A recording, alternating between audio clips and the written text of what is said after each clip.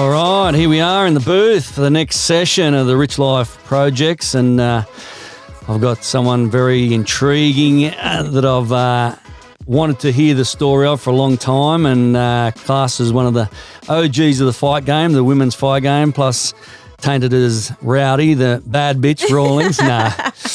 Bec Rodriguez, how are you? I'm good, thank you. Beautiful, beautiful. How's things been? What's been happening in your life? Not much really. Oh, just yeah, I know you're lying now. I'm trying to stay active. I just fought in June, so I want to keep the ball rolling because COVID really messed with my activity in fighting. Oh, my God. So, yeah, I was stuck in Australia for, 2 years with the COVID lockdowns and all that jazz. And so, yeah, it's been painful, but... And especially when you're an international fighter, yes, and then you're stuck in Australia because of fucking COVID. Yeah. And again, like all professional fighters, that's how you make money. Yeah. Fuck, that must have been a struggle for 2 years. Yeah, well, luckily I have OnlyFans as well as a source of income. There we go. So I haven't seen that my one. titties have paid for my... Oh, shit, here we go. No, but that actually has helped a lot. Without that, it would have been a real big struggle. Really? Yeah. So it's nice to not have to rely on fighting. Like I'm fighting because I love it. And it's my therapy. It keeps me sane. Yep. I don't need it anymore, which is a great kind of relief. It's a lot of weight off my shoulders because I feel like when I was with the UFC, I took a lot of fights because I needed to, because I wasn't earning enough money I was on paycheck to paycheck. So yeah, I was kind of forced into a lot of fights. Not that I didn't want to fight them, but I could have probably made better career choices if I had the stability of another income. And they were like 50% turn up and 50% if you win, wasn't it? Yeah, so then it gets slashed in half. And then if you lose that one, you don't get bumped up a pay bracket either. Yeah, so you're kind of stuck on that salary until you win. Okay. And yeah, I wasn't ever given easy fights. I was like top 10 girls back to back. Yeah, that's right. Because you fought some big names in the. I did. Yeah. In the UFC, which we'll get into as well. So again, not that I've seen it, but fan only page. Tell me, because there's some women in the fight game, but just some women in general. And when they say, whether they up the ante and say, this is how much I'm making from fans only. Yeah. Fuck, some of them say, I'm making 60. Well, I'll put a Jessica Power, so to speak. Yeah. Because Max marks them and all the rest of who we know in regards to, they're saying like $60,000 a month. Oh, yeah, easzy they'd be making. Yeah. Really? Yeah. Well, there's a lot probably of money to be made. Yeah. But there's like also everyone thinks just OnlyFans is just all porn and all that, which it isn't. There's a lot of like comedians and chefs and all walks of life on there. But, I think a lot of pretty girls they make a lot of money if they already have a fan base and people want to see them or talk to them or get to know them on a different level. For me personally, I keep constantly getting banned. I keep getting put in Facebook jail. Oh, really? Instagram. Why is that? Just because you're going too far? My language. Oh, okay. My language. Bikinis. Like they just don't like me. So OnlyFans gives me a bit of freedom. I can do and say what I want. Oh, okay, yeah. That's what I thought. I thought you were saying fans only ban you. So, social media, for Facebook the guidelines. And Instagram with their guidelines, their community guidelines. Apparently, all I do is trash them. So I'm always in trouble. So I like the aspect of OnlyFans because I'm able to just be myself and do what and OnlyFans. Obviously, you're married and everything else. What sort of what does Adrian sort of think of it? Oh, no, he's... I suppose if it's making money, you go, hey, mate, just go and I can do it. Yeah, he's like, I don't mind. No, he married me knowing me, like, who I am. Who you are. And I've always been, my own kind of independent, 100%. outspoken person. I stay true to myself. And, he's fully supportive of that. He's like, I'm not going to tell you what to do. He's like, you're your own person. Oh, so he's not actually involved in fan owns with you? I've been trying to get him on there. He doesn't want to play ball. Okay, but that's your subscribers to fan only. That's obviously how you make money through that period of COVID. Yeah, because I wasn't able to fight. So it was another like a stream of income that was just through social media. Just using me as a brand, I guess. And not having to rely on being booked. And you always get those intriguing, dirty pervs. They're always going, what is it? How much is it, like $7 or something in it, or $10 a month? Mine's $10, but it can vary, I think, from $30 Actually, really? I think Okay. even more expensive than that. Just depends where you price yourself and Yep. what you want to put on there, like what I content suppose and content stuff. and yeah, okay. Yeah, because it's just exclusive content. Like you've seen Instagram do it now. They've just started it, so Oh, you can actually, pay extra yeah. on Instagram for exclusive content. Same kind of concept. I seen a PT, a personal Yeah. trainer in Texas, and he goes, if you're subscribing to me or something, and I follow him, but just for the workouts and that, but then it popped up there, if you want to subscribe, it's this much there. Yeah, so then that's I was just like, fuck, different what? content, whatever. Yeah, okay. They put a price on, so. I see, because even Haney, like when he fought Cambosis, Sponsored? had fan only Yeah. on the back of his Yeah, pants. they're sponsoring everyone. They sponsored me for my last fight as well. I had did they? the logo on my skirt, yeah. So Okay. they're getting into I didn't even fighting. know they were at that stage where they'd sponsor fighters or something like that. But I Yeah. thought Haney just started an OnlyFans page No. just to. Oh, he might have. There are a lot of guys on there. Yeah, true. Yeah, there are a lot. So he might have started one, but I'm pretty sure he would have been sponsored. And they were throwing like they sponsored Floyd Mayweather for his last. Oh, the exhibition, did they? Yeah. Wow. Yeah. So they're throwing some big bucks around. Far out. There must be. I'll tell you what, there must be fucking money in it. I wonder if I can, Braden, if I can. Rich Life, sponsored by OnlyFans. The Red Nut OnlyFans page. Oh, God. that would be frightening. That would be frightening. But I'd only be, what, $2 a month or something. I don't think I'd be that interesting. But anyway. So let's go back to the growing up stage where Bec grew up. You're born in, obviously, Tasmania. Yep. Launceston. Launceston. Yep. What was, and you're into all different sports back then, basketball and athletics and all the rest of it. Yeah. What was growing? Did you have any brothers and sisters? Yeah, I'm actually the youngest of 4. Okay. And then I've got 2 stepsisters on one side and 2 stepsisters and a stepbrother on the other side. So And all the family live in family. Tassie still. yeah, they're all in Tassie now. Wow. Yeah. The runt of the mob sort of I was escaped. the one that they told everyone I was adopted because I was Oh, the no, only not blonde that one. hair, blue-eyed baby. Shit. Mhm. And everyone believed them. So Yeah. I was adopted. But the real truth is I was the night before a vasectomy baby. So I was a true mistake. A true mistake. Jeez, I don't think I've heard that story before. I get reminded of that all the time. That is Yeah. that is a classic. That one. Far out. I've never heard that one before. So you got the brothers and sisters. Yep. And growing up in the gymnastics, growing up in sports.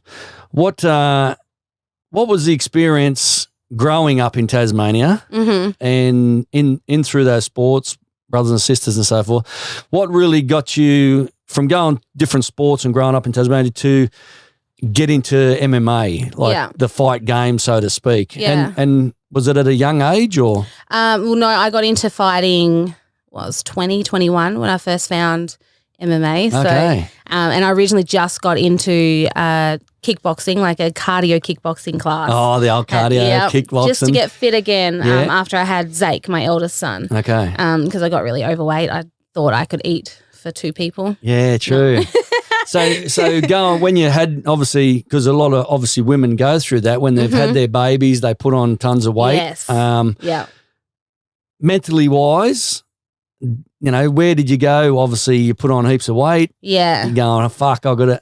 Did you get to a point? What was the point you got to and went?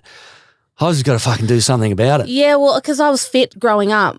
I was doing always all sports. athletic. So then all of a sudden I was like, oh, fuck, I'm fat, and I'm out of shape. And I was just in a real bad kind of mental state. I was kind of messed up with the wrong kind of crowd, just going down the wrong path. And so I was like, I got to get my shit together, not for me, but for my son. I've got to be a good role model for him and kind of get my head screwed back on. So that's kind of what drove me to get fit. And I was like, I might as well go hit something because I was a very angry teenager as well. Yeah. So Angry, and why were you angry? Just because you just I didn't have a great upbringing. I did, but I didn't. I come from a great family, but I was a very, I guess, a troublesome child, you would say. rebellious. Yeah, did not like authority, and kind of the forgotten child as well. And I think I just really self-sabotaged myself. And just like, well, fuck you guys. If I'm going to be in trouble, I may as well earn the trouble, if that makes sense. Yeah, 100%. So, yeah, I was just a real angry kid, rebellious kid, and quite violent kid.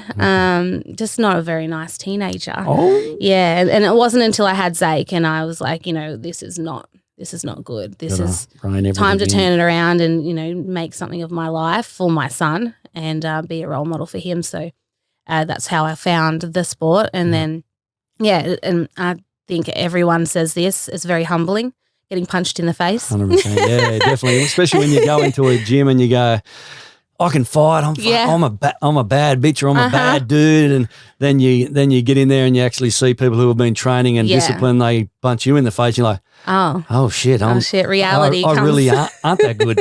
It happens so much in martial arts. So it taught me a lot of respect and humility, and just that there's no honor, I guess, fighting on the street. It's for no gain, and that I could harness, all of my kind of demons and channel them into something worthy. So definitely helped save my life and my son's. I think that I've said it so many times. How many times do you hear martial artists and they say, why I got into it because certain things, but it saved my life. Yeah. So many times. I mean, we all go through that thing, and it's amazing that that sort of scenario always leads us into the martial arts world, isn't it? It's a crazy thing. There's people like, oh, you're in a violent sport.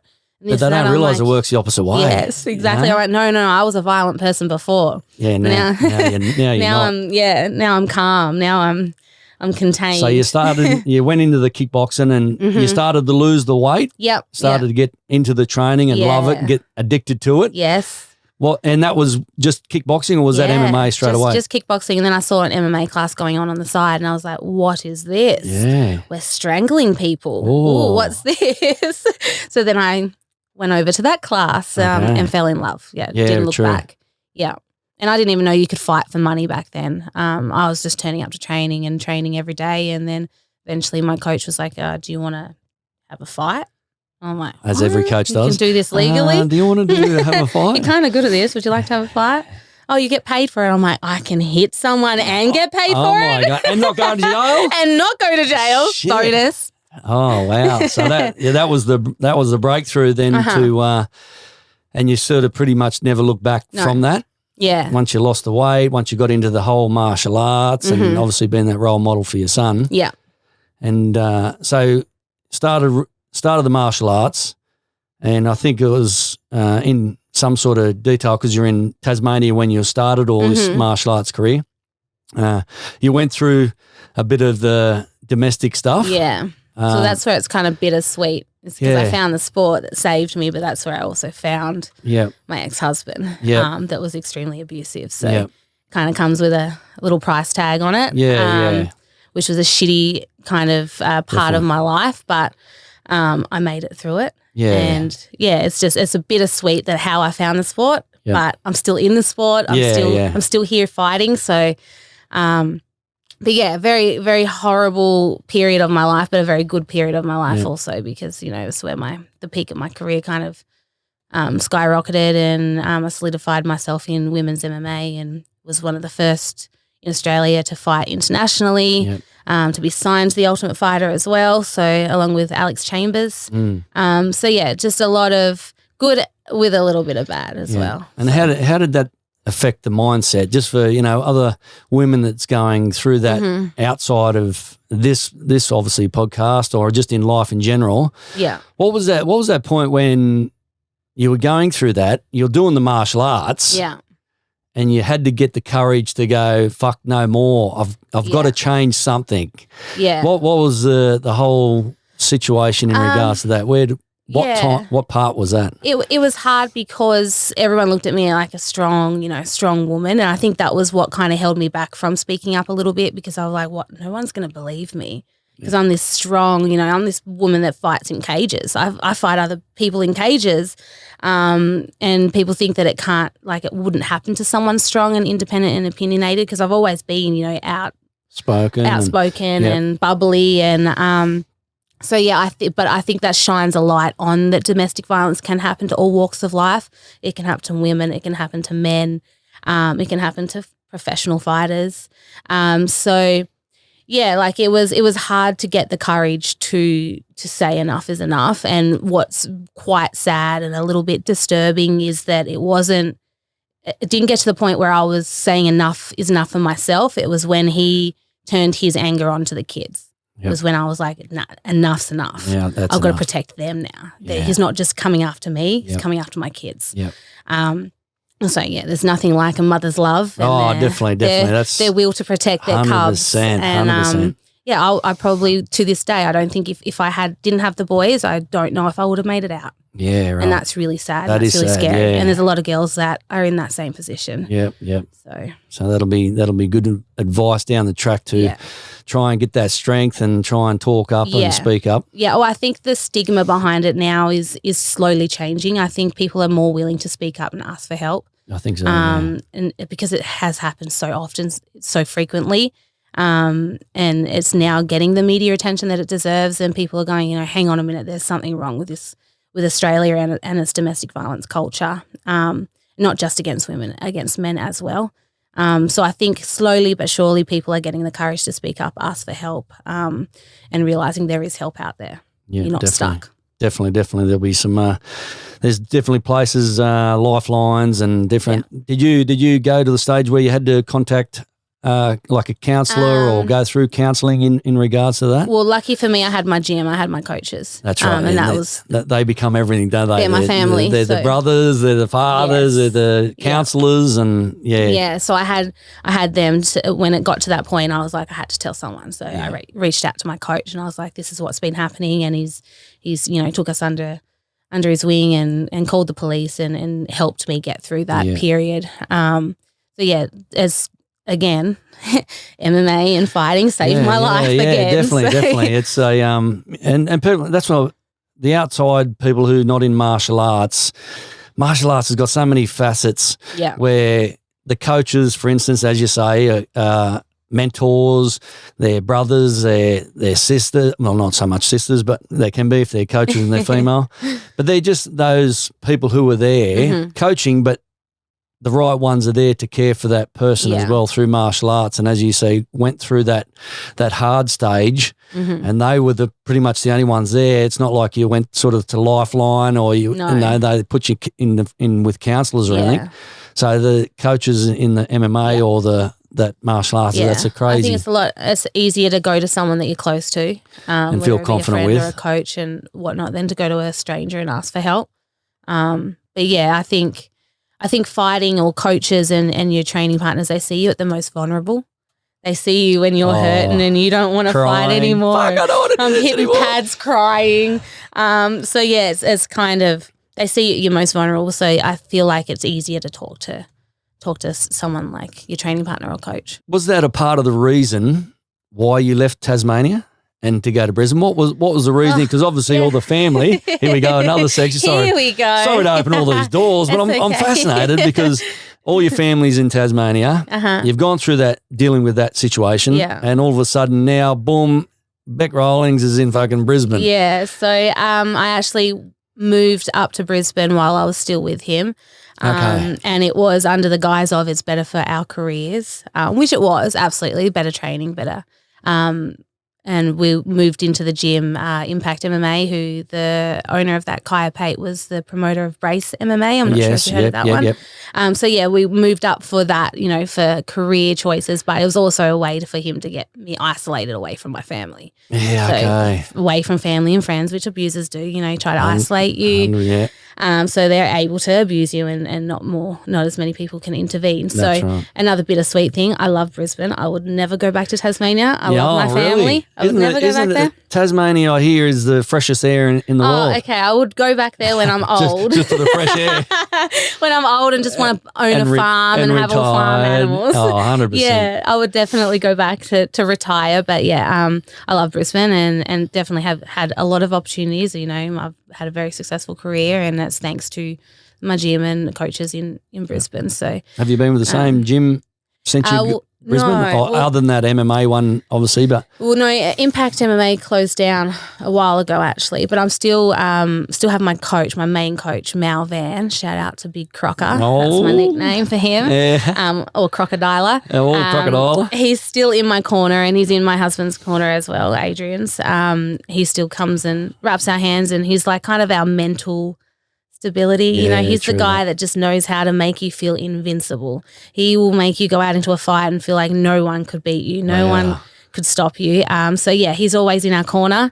But we don't actually train under him. He's just doing jiu-jitsu now. He's a black belt, just got his black belt this year. So we're obviously at a boxing gym now, not doing MMA, because Adrian, my husband, also is where I met him at the gym, and he was an MMA fighter as well. Oh, shit, a big Adrian. So he's gone to boxing a while ago, and then I've just crossed over to boxing. So and what do they say? They train together, stay together. Punch each other in the face. No, this is a romantic session. This one here, the detox. No. Well, that's how it usually goes, isn't it? When you're sort of in that environment all the time, and then you meet someone, and obviously you got chemistry. It just fucking just stays, and the next minute you go, we're training all the time together. We're with each other. No. But sometimes that can be a bit, when you're training together and you take it home, you're like, fuck. He's also my main coach now. So. Oh, is he? Oh, wow, that's cool. There was a little rocky situation, like when he's like cornering me in sparring and he's telling me something, and I'm like, it's not fucking working. And then he got upset, and I'm like, you can't get upset. I'm talking to you like you're my coach. I'm not talking to you as a wife. I talk to Simon like this to my other coach. Okay. So like, don't take it personal. So he had to go, okay, it's just Beck being a bitch, like as a fighter, not as a wife. She's not personally attacking me. Right. He's a great coach. He understands me. There's a fine line, isn't there, where it goes, okay, you're my coach here, and then you're my husband at home. Yeah. So, we found it though. We found the balance. Oh, that's good. That's good. 2010, you sort of were doing the Australian circuit. And then the first international, when you first sort of got noticed or signed, was Invicta FC, which is an all-women MMA promotion. What was that experience like? Obviously, you're doing the circuit in Australia, and next minute you're starting to get a voice, you're starting to be a bad bitch in the cage, and you're like, fuck, I'm a good fighter here. And then you get signed with the Invicta FC, which a lot of, if you followed MMA, a lot of the girls, they start on a promotion like Megan Anderson, I think, started there, Cyborg, Michelle Waterson, all those really great women fighters are all started at that stage. It's like a little breeding ground. It is. The Invicta. Yeah. What was that experience like to then go, I'm signed internationally now? Yeah. To go. It was cool. It was cool to have kind of like my international like breakthrough in the international scene. It was quite interesting. I was signed to fight Joanne Calderwood. And 2 weeks out from that card, Carla Esparza's opponent, Claudia Gadella, another big UFC name. And she was they were both world champions in the UFC, weren't they? Well, now, they have been. Yeah. So this is before women were allowed in the UFC. Right. Invicta sort of started all that, weren't they? Yep. And so, Claudia got injured, and they were calling everyone to see if anyone would step in, and everyone said no, including Joanne Calderwood. Really? And then they called me, and I'm like, fucking sign me up. Yeah, I'll take her out. So so I fought Carla Esparza on 2 weeks' notice. I was already in camp for Joanne, but a kickboxer, Muay Thai fighter, and then a freestyle wrestler that's collegiate wrestler. So it was a really cool fight. I took her to 5 rounds. Everyone was counting me out. They're like, this Australian's not going to make it through the first round. She's going to get submitted. She's going to get this and that. And managed to drop Carla. She managed to wrestle fuck me for 5 rounds, but I kept getting up and kept getting up. So, took her to 5 rounds. She won unanimously, but it was my breakthrough fight. And everyone knew my name people, after that. I was going to say, but that's good. That's a good feeling you must have had, like going on 2 weeks' notice to fight that person, and then next minute you're going, even though you're losing the wrestling part, but you're obviously knocking her down with the striking, and then everyone knows you then. That part then, what you went through earlier on, obviously being the runt of the family, so to speak, and then going through your your abuse situation and having that voice to step up and go, no, fuck this, I'm going to be me. I'm going to be real to myself, and then whoever don't like it, fucking tough titties. Yeah. Did that obviously once you started to get like the famous name, so to speak, in Invicta and the MMA, everyone's like, fuck, who's this chick? She just went 5 rounds of this. We all thought she'd get knocked out in the first. Did that confidence come with it? Then you go, okay, well now I went through that to have that confidence to go, anyone who bags me or anyone who doesn't, believe in me, fuck, who cares? Yeah. I'm here to stay. This is me. Well, I always had that attitude. That's why it's real complex, because I've always had that attitude. I've always been, self-believer and had great confidence in my skill set and my fighting ability and as a person. And it's just like this one person managed to get, find that kink in my armor and beat me down. But, I feel like it kind of went hand in hand. I eventually got the strength to leave him, and just as my career was taking off. So, but yeah, it was cool to break through in the international scene and have everyone kind of know who I was. I kind of solidified my name in the international scene. So, but yeah, I had, I think, 2 more fights with Invicta after that before the UFC. Yeah, because the UFC, it was sort of Invicta at that stage was like a little feeder. It still is now. Is it? Is it true? If you watch women's MMA, a lot of the girls, all the Invicta champions, then go on to the UFC. Okay, so it's like a stepping stone in that way. Yeah, and then you'll see some of the girls that get signed to the UFC probably a little bit premature.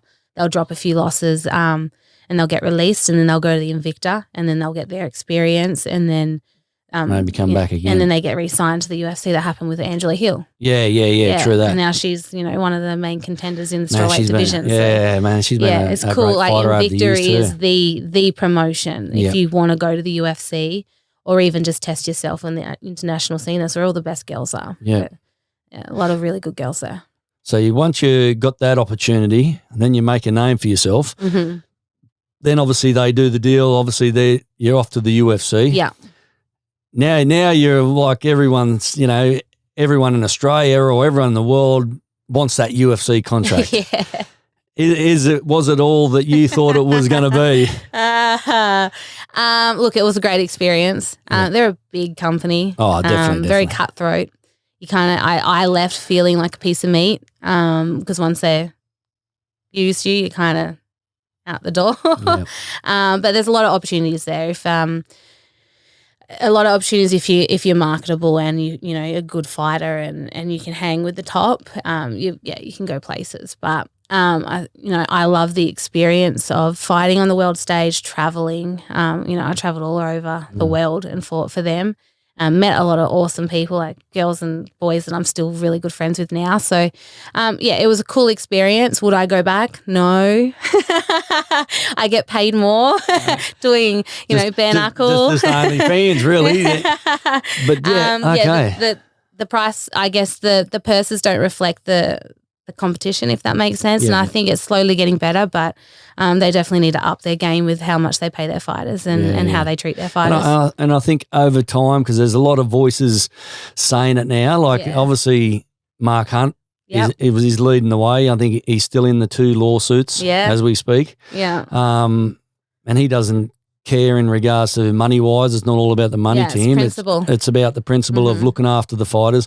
And even I think I seen Jake Paul and Anderson Silva fighting and the agreement they made. I know, I love it. Yeah, so I used to I couldn't stand Jake Paul. I'm like, oh my God, stop giving this clown, attention. But I'm like, no, hang on a minute. But isn't he making? He makes sense. He's making some some waves for us. He's trying to help us with using his momentum. Look at the Sorrento I'm all for sisters. the Jake Paul. Yeah. No one really even heard or looked at their fights, and then next minute they're fighting Katie Taylor. And fuck, who's this chick? Wow. Oh, I knew who Serrano was. We were actually meant to fight in Bareknuckle. Were you? Yeah. Oh wow. Bareknuckle dropped the ball there. Oh, definitely. Shit. I think they lowballed her and she's like, fuck this. I'm going to leave the gloves on and make more money. Wow. But, Serrano's she's done awesome. But, she sold out the Madison Square Garden and that was because Jake Paul, backed her. And with Eddie as well. Hate him or love him, at least he's fighting for us. Yeah, I tell you, for the fighters. he might be fighting the Woodleys or the Anderson Silvers or the YouTubers and that, but the eyes and the attention he brings is probably what the point is. That's it. It's not about, who does Jake Paul think he's not he probably doesn't even care about. He's kind of proven that he can fight though. He can still fight, you know. I'm like, well, he knocked Woodley out, so I'm like, you've got my vote now. 100%. And he pokes Dana and Dana gets the shits. Yeah. And Dana probably knows deep down that people are then asking questions. Mm-hmm. All these crew who go, fuck this, I need more money. Yeah. And I'm not fighting until I get more money. Yeah. Okay, well, you just sit there, and when you want to come back under what we want to pay you, then you'll fight. I'll sideline you. And that's, Great. you know, and that's where I think the little pointing and, you know, the little pricking of the side. I like it. I'm here for it. 100%. I think it's the Ali Act is the biggest thing in boxing because they get 50% of the revenue. Mm-hmm. We need that. MMA fighters, once that is made, I think you'll find a lot more people, better fighters come through because then they don't have to live on their bare ass and raise little bit of money and come back in and go, fuck, now I'm a full-time fighter because I have one fight and it sets me up pretty much for the year, but I want to fight another 2-3 times to get wealthy and do it for the right reason. So that part I see It'll get is interesting. Yeah. But, you know, in saying that, when you go back to when you went into the UFC and, you know, young girl from Australia, next minute you're one of the top dogs in the UFC and everyone from around the world looks at the UFC and goes, they've made it. Yeah. You know? Isn't it such a turnaround? They go, and I love when sometimes new people get in the UFC and they go, you know, they're going, oh, my new sponsor, you know, just thanks for them for supporting me. And fuck, they only give them a shirt. Yeah. And here's free clothing. Not a sponsorship, guys. It's not a sponsorship. Sponsorship Stop is when free product at people. Sponsorship is when you get money and you can feed your family. Is when it's, you know, that's sponsorship. That's when things should be out, you know, sponsoring you. Should be posting about it. All that. But, you know, you go into some shops and they go, here's a fucking pair of shoes. Yeah, here's a 20% discount for your supplements. Oh, my God. And then they're like, I fucking made it. But then they get into the realization is, fuck, now I've got to train and I've got no money. Yeah. But I've got new shoes on or I've got a new top.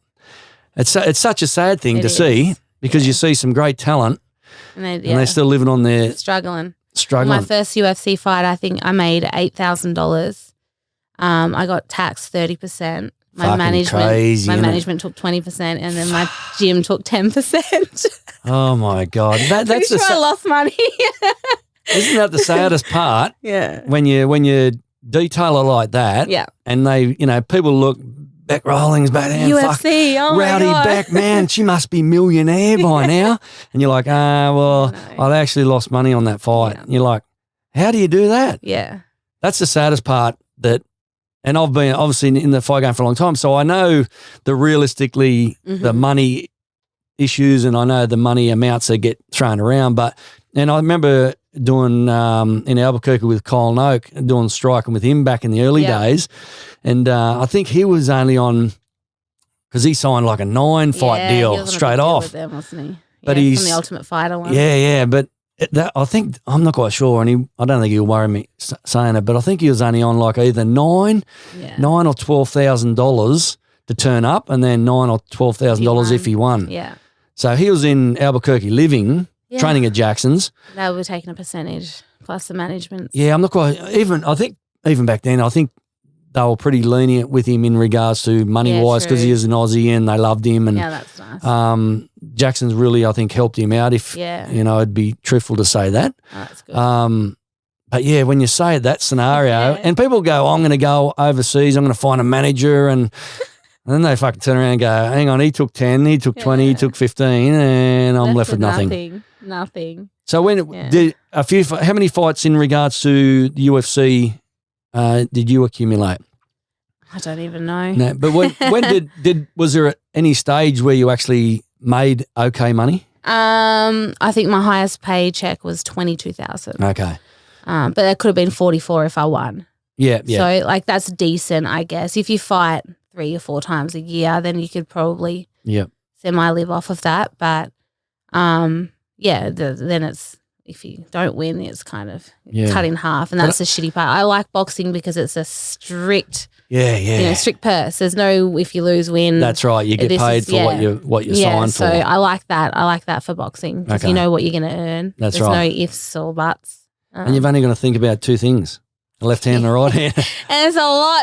Hey? It's a lot. There's a lot of these two things. They're coming at you, all the body and the head. Well, you can't hide. You can't hide behind anything. In MMA, you can hide behind wrestling or grappling. I can tie up and kind of stall. Yep. In boxing, you're exposed. Your holes are bare. If you get found out in there, you're stuck. You either take a knee or you're getting knocked out. Yeah. So, boxing I have a lot of respect for. It's a completely different game.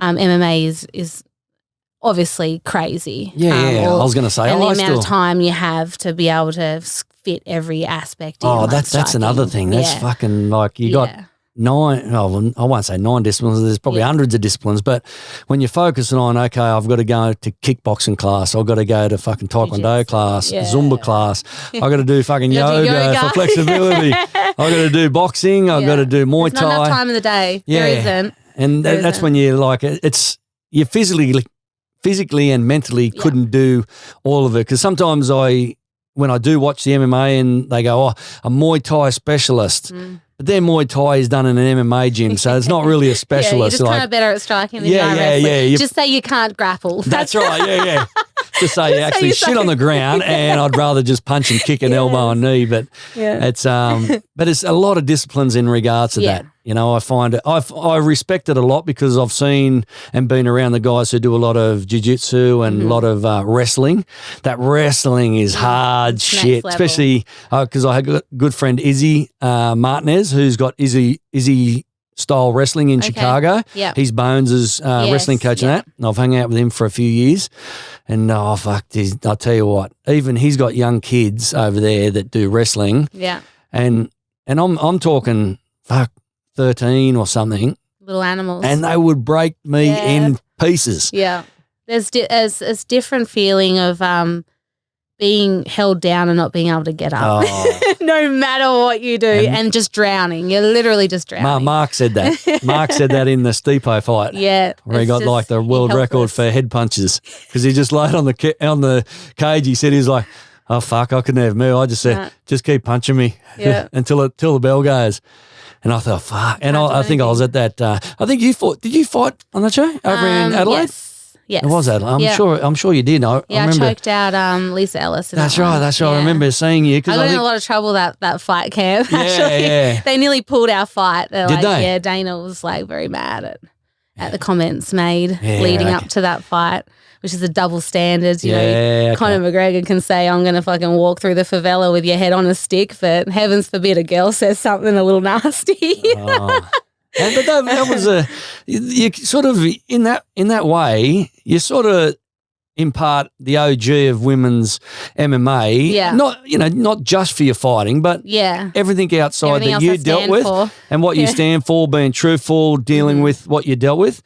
And I think even today, your followers and everything else, they still look up to you and inspired because you just are who you are. Yeah. And I think that's a great thing. What you see is what you get. Yeah. I've also ran into like a lot of people that haven't met me and they're like, oh my God, you're actually really nice. And they sound really like that's surprised. See, when I was sort of watching you, I was like, and I asked you before, so you totally like bad bitch, like, because that's how every time I used to see you, I used to, is she just like a bad bitch? Like a real just bad bitch? Yeah, everyone, like, they either think I'm like a really nasty bitch and I'm like, I'm actually nice. Like, I'm just loud. Yeah. I just say cunt a lot, all right? Yeah. Well, but when you, and I'm the same because my swearing, especially at home, I'm fucking like, fucking. Yeah. I just think that's just normal speech for me. Yeah. And sometimes when people listen to it, they go, oh, wow. Geez, they say people that swear are more intelligent, so I'm going with that. I hope so then. Broden, see, I told you. We're both smart. Oh, wow. Okay, I'll take that on now. So the UFC career, you're going through the UFC career.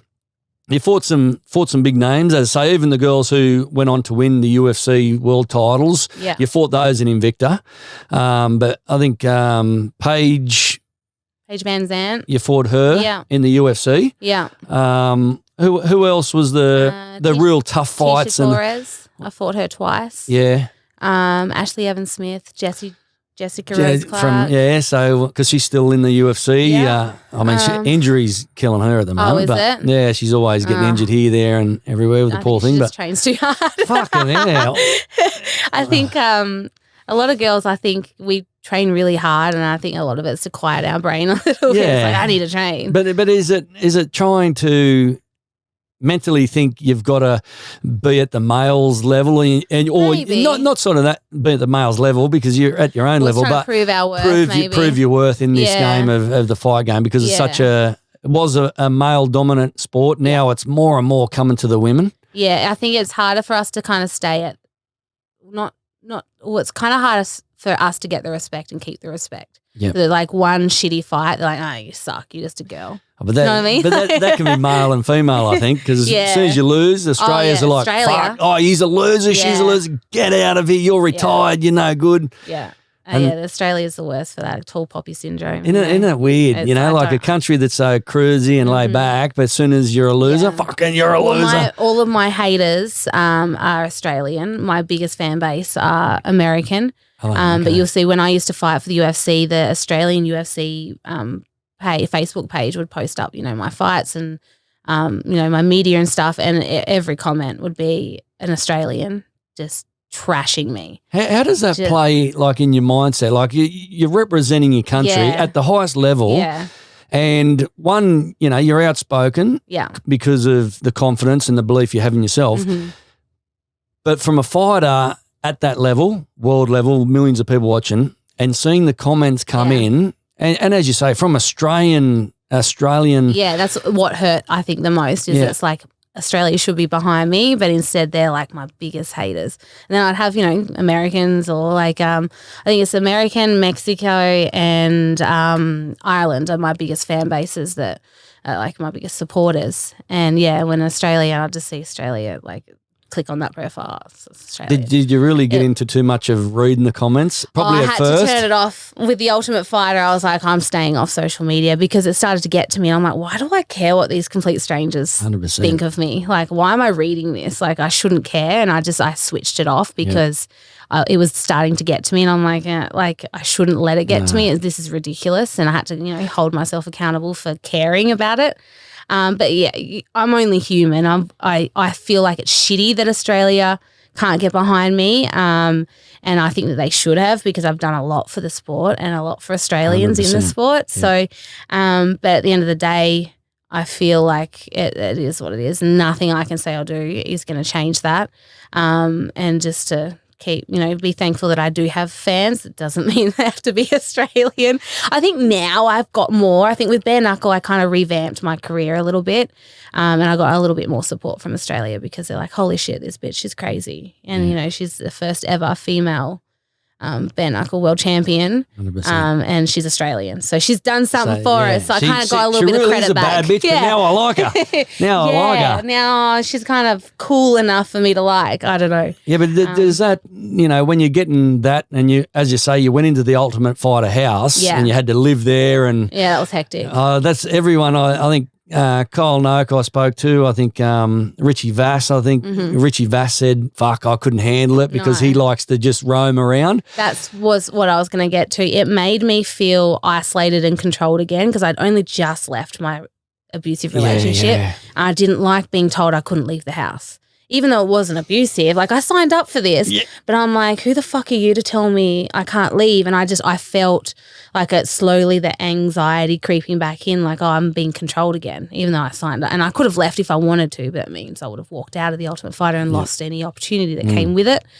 So I didn't like that aspect of it, like being told what I can and can't do. Said the same thing. He said, fuck. He's a free spirit that way. 100%. I want to go fucking surf. Fuck off. He's a legend. He just wants to go, I'm going in to surf or I'm going in to just do a training or go and suck on a beer or something. But he said the same. And it's always interesting, the ones who I have on the podcast, and we talk about the Ultimate Fighter house. Mm-hmm. That's pretty much they said the experience of it was good, but the not so good was being locked up all the time. Yeah.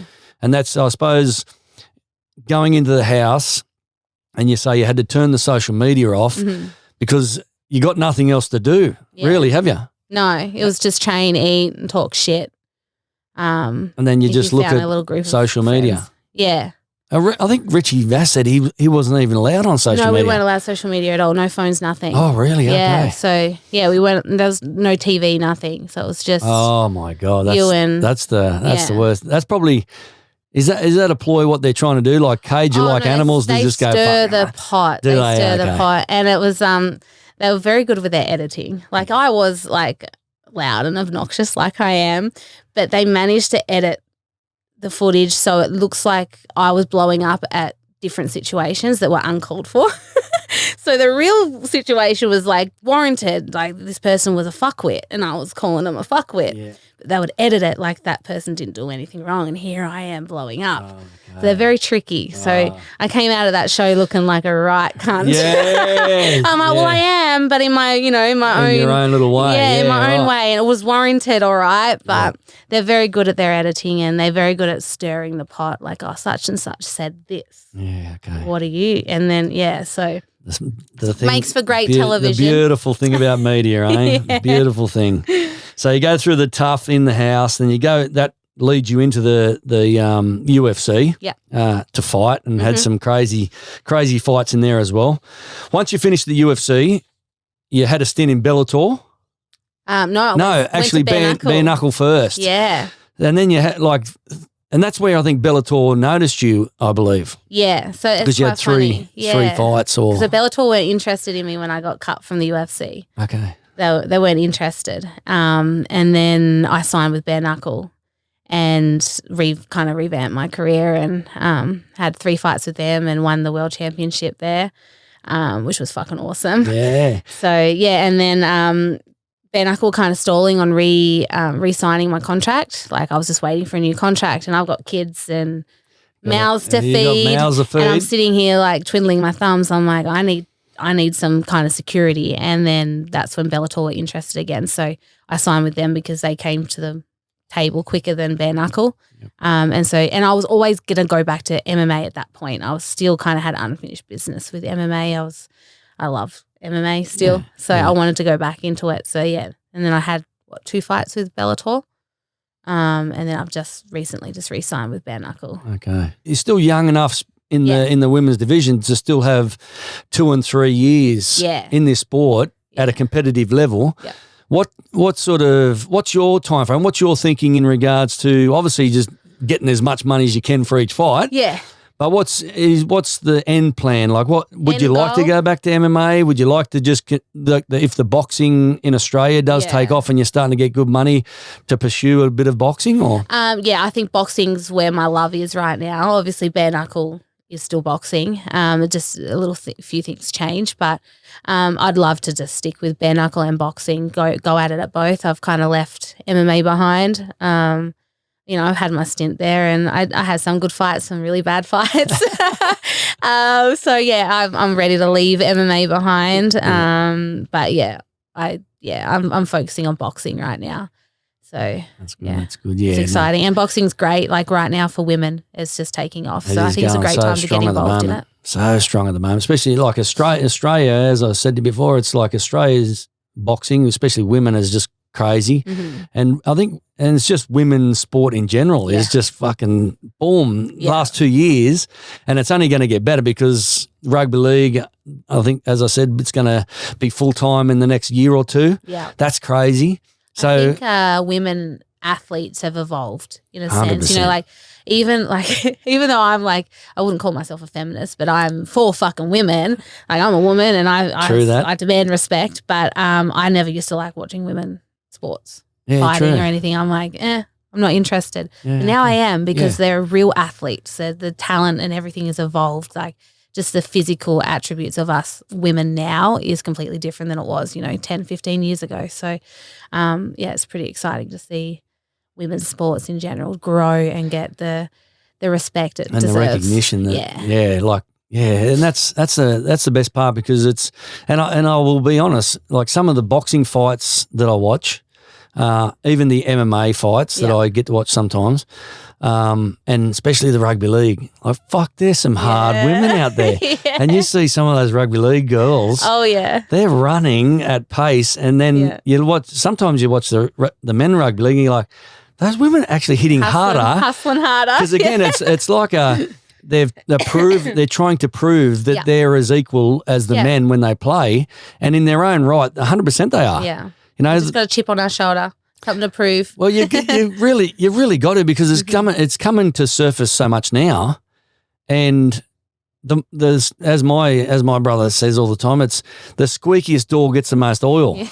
You know? Yeah. And if you're not fucking loud, not then making noise, no one cares. And that's probably over your time. Mm-hmm. I'd be confident enough to say that's how you got noticed so much, is because, again, it goes back to the journey that you went through. Yeah. And feminist, or whatever you like to call yourself, and say, fuck, I am who I am and I'm going to speak up. Yeah. Is where you've had that. You're the squeakiest door. Yeah, I am. So I'm very squeaky. You know, but it's in promotion wise, it's a good thing to have, because then they go, well, she got a lot of followers, but she brings attention to what we want her to do. So UFC obviously seen that, go, yep, she's in that. Everything else regarding that. Yeah. So very, very important that way. Mm-hmm. So what's the best advice if you were to give to a young woman going forward? What's the best advice? Jeez. Put you on the spot, haven't I? You have. I don't like giving advice. Speechless? Holy dooly. Geez, I don't know. Well, what's the advice that you have received that you could say, and pretty much someone else goes, my coach actually brought this up to me, is like, your past doesn't define you. You know, every day's a new day. Just because what happened yesterday doesn't make you what you are today, if that makes sense. It doesn't, you don't have to dwell on it. Yes, it's if you let it, it can help you grow as a person, but it doesn't define you. Because I always hated, even though we've spoken about it today, always people wanting to know about the domestic violence and this, and I was like, I don't want to feel like I don't want people to think I'm a victim. No, 100%. I don't like the victim mentality. I don't want people to go, oh, poor Bec. Look how hard you've had it. And he's like, well, your past doesn't define you. Yes, it has shaped you, but you've taken the good from it and turned it into something good. And you can do that with your story. You don't have to dwell on the past, but you can share it to help someone else grow. Yeah, 100%. That's amazing. Yeah. I think that's probably the biggest thing I've taken from my coach, to giving me that advice is, it's something that happened to me, but it hasn't defined me. Okay, beautiful. And finishing off, the rich life. What is Bec Rowling's rich life these days? What makes you happy? Like, what are you content with these days to make your rich life? I've kind of turned into a crazy cat lady lately. Oh.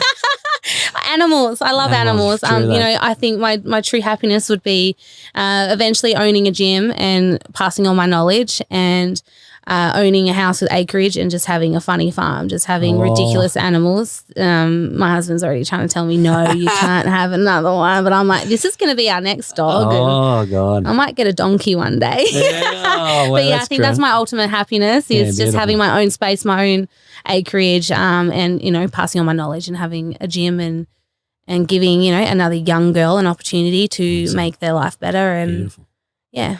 Man, that's amazing. That's amazing. And again, I just want to thank you for coming on the Rich Life Projects. Again, it's one interview that I was always fascinated about. Thank you. And I think, you know, your story will resonate with, you know, a lot of girls that can't find the courage to speak up and just really be their squeaky door, you know, and have their fucking say and be go squeaky. 100%.